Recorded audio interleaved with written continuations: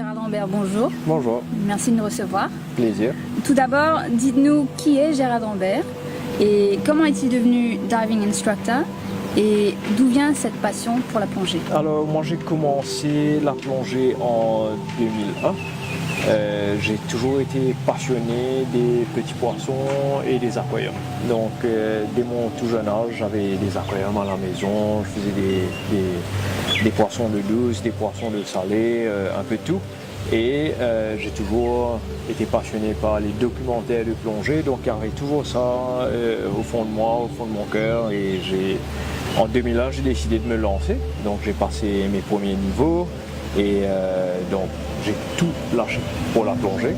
Donc en l'espace de 1 an, j'ai fait toutes mes formations, d'hommes de fédération, PADI et LACMAS. Et au bout de 1 an, je suis devenu instructeur plongée et je suis encore 15 ans après instructeur plongée et à la pirogue. Que représente l'océan pour vous? L'océan représente beaucoup de choses. C'est le monde du silence, c'est un monde extraordinaire où on est en apesanteur, où on a des sensations vraiment incroyables. Ça nous permet aussi de nous échapper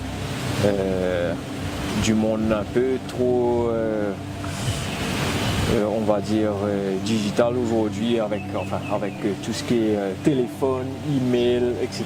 Sous l'eau, personne ne peut m'appeler, personne ne peut m'envoyer un email. J'ai accès à personne, je suis avec moi-même et avec les gens que j'emmène plonger et on fait un truc qui est vrai. Racontez-nous votre quotidien au travail. En quoi consiste une journée typique pour vous? Bon, on va s'aimerait ça bien vite. Lever, café, manger, plonger, manger, plonger, manger, plonger. Ok. Et ensuite, on rentre à la maison, les enfants, la famille et c'est reparti le lendemain. Mais entre autres, c'est ça. Vous avez des années d'expérience derrière vous. Quels sont les meilleurs souvenirs, les meilleures découvertes de plongée que vous gardez jusqu'à présent? Il y en a pas mal. Hein. Beaucoup de bons souvenirs avec la plongée. Quelques voyages de plongée que j'ai fait. Découvrir de nouveaux sites, de nouveaux endroits. À Maurice aussi, de très bonnes plongées du côté de Figue-en-Flac sur un site qui s'appelle Rempart-Serpent. Quels sont les risques de votre métier? Les risques, il y a plusieurs risques effectivement parce qu'on est dans un environnement qui est hostile en fait. Parce qu'on est dans de l'eau, on est à une certaine profondeur. Donc non seulement il y a des risques de noyade par exemple si le matériel ne fonctionne pas bien. Donc il faut faire très attention à ça, vérifier le matériel tout le temps, être sûr qu'il marche bien, qu'il est en état, faire les révisions comme il faut. Donc il y a ce risque-là. Il y a un autre risque aussi qu'on peut contrôler à travers les tables de plongée qui est le risque d'accident de décompression. Les tables ne sont pas universelles, ce sont des modèles mathématiques. Donc après un certain temps, à une certaine profondeur, on doit remonter à une certaine vitesse, ne pas dépasser ces vitesses-là, faire les paliers qui sont recommandés par la table. Il y a beaucoup de beauté dans nos lagons qu'il nous faut à tout prix préserver. Mais avez-vous constaté des problèmes dans notre environnement marin? Alors oui, il y a énormément de problèmes, on va dire. C'est un peu généralisé dans le monde entier du fait que les réchauffements de la planète, les coraux sont en train de mourir. Cette année-ci, on a pu voir un peu les effets de El Niño dans les lagons. Il y a eu pas mal de blanchissement de corail. Heureusement, un peu plus faible que dans certaines régions un petit peu plus haut placées du style des Seychelles qui ont quand même pris un sacré coup avec le blanchissement du corail. Mais c'est sûr qu'on a perdu énormément de notre corail dans le lagon mauricien. Donc il faut qu'on arrête cette progression-là, il faut qu'on arrête de casser, il faut donner le temps au lagon de repartir et de récupérer. Parce que bientôt on n'aura plus rien à montrer. Quels sont les dangers, les conséquences de la disparition des coraux? Alors on sait très bien, si le corail disparaît, ça va vraiment pas être top pour tout le monde. Parce que le corail, qui dit pas de corail, déjà dit bien moins de poissons. Qui dit bien moins de poissons, tout l'écosystème va être chamboulé. Que ce soit des lagons, que ce soit de la barrière de corail. Le sable c'est quoi? C'est du corail. Donc s'il n'y a plus de corail, après un cyclone, il y aura du sable qui va partir et ça ne va pas se régénérer. Le sable, il ne va plus vivre, il y a plein de micro-organismes qui vont mourir, le sable va devenir de la vase. C'est pas bon du tout. Il faut qu'il y ait du corail et qu'on conserve ce qui nous reste de ce corail. Parlez-nous d'une rencontre sous-marine qui vous a vraiment marqué et qui vous a fait réfléchir. Au niveau de l'environnement? Oui. Ah, ok. Ouais, on a eu plusieurs surprises, on va dire, sous l'eau. Ça nous est arrivé de temps en temps et j'espère que ça ne nous arrivera pas encore. Malheureusement, de temps en temps avec des touristes aussi. Donc on a plongé sur certains sites autour de l'île Maurice où on n'était pas loin du dépotoir. Surtout après les grosses fêtes, la Noël, l'année, quand il y a beaucoup de gens sur les plages publiques. Malheureusement, ces gens-là, pour eux, la mer, c'est la poubelle. Ce qui est triste à voir parce qu'ils rejettent plein de trucs et ensuite ça va dans les lagons, ça va sur les sites de plongée et on se promène entre shopping de coca, des trucs de polystyrène, des take-away de polystyrène qui flottent en surface, des gobelets plastiques, donc toutes sortes de choses comme ça. Et franchement, c'est horrible à voir. Donc nous on ramasse les plongeurs autant qu'on peut, on se remplit les poches avec des bouteilles de coca, tout le monde le fait, tous les plongeurs le font. C'est notre gagne-pain, on aime ça, on aime la mer, on n'a pas envie de voir des bouteilles de coca et des gobelets partout sous l'eau. Donc il y a des trucs comme ça.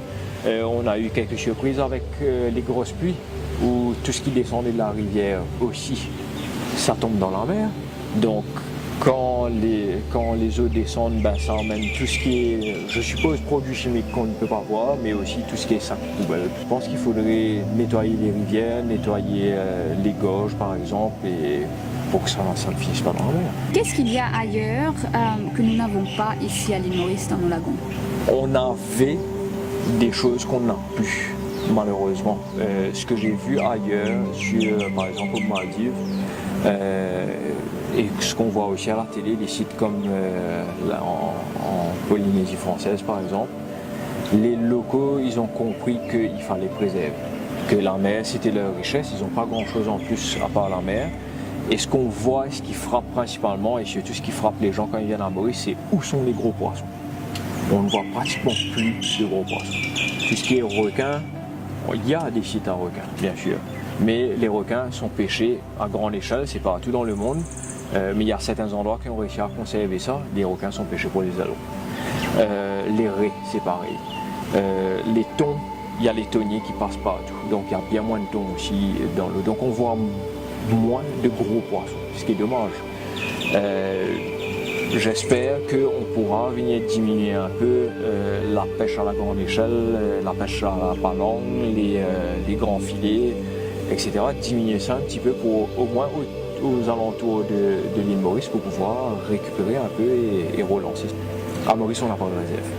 Alors que Broderick, par exemple, a déjà commencé à fermer sur certains mois de l'année la pêche, que ce soit les piqueuses d'ourite, que ce soit la pêche à la Seine, il y a certains mois de l'année qui ferment. Ça permet de régénérer. Ça laisse les petits monter, devenir adultes, se reproduire et ils ont remarqué dès la première année. Le moment où ils ont ouvert la pêche, la production a augmenté.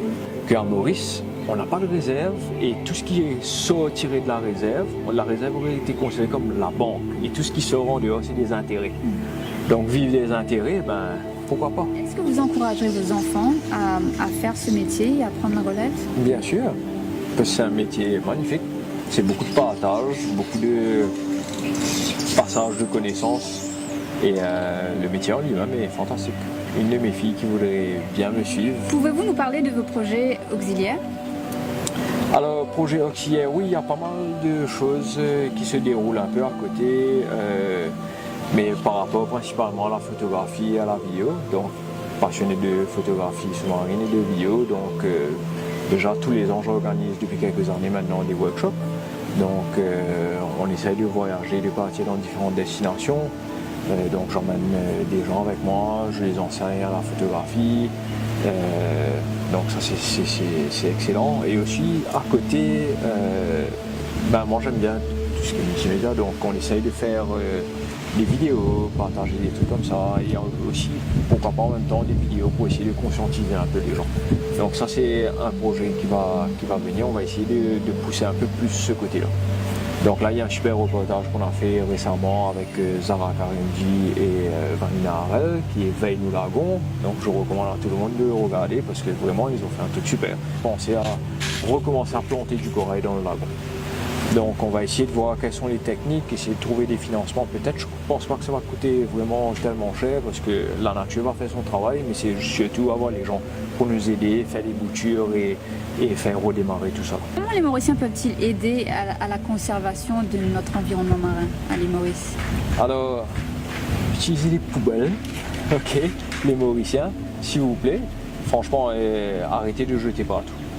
Que ce soit sur le chemin, ça va finir dans la mer ou ailleurs. On voit encore beaucoup de gens qui balancent des bouteilles, des sacs plastiques à travers la vitre de leur voiture et je trouve pas ça, c'est pas bien du tout. Quand vous êtes à la plage, nettoyez derrière vous, super important. Avec le vent, ça finit dans la mer aussi. Et essayez d'éviter d'utiliser trop de produits chimiques. Faites un effort au niveau de l'environnement. Quel est votre message à tous ceux qui regardent cet entretien aujourd'hui?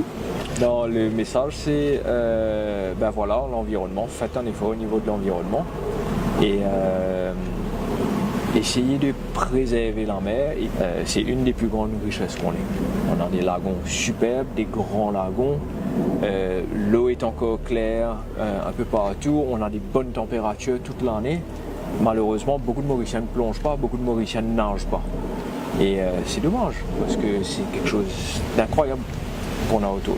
Et ceux qui ont commencé à nager et à plonger un peu tard, ils regrettent de n'avoir pas commencé plus tôt. Donc allez-y, foncez, jetez-vous à l'eau. D'accord. Merci Gérald. Plaisir.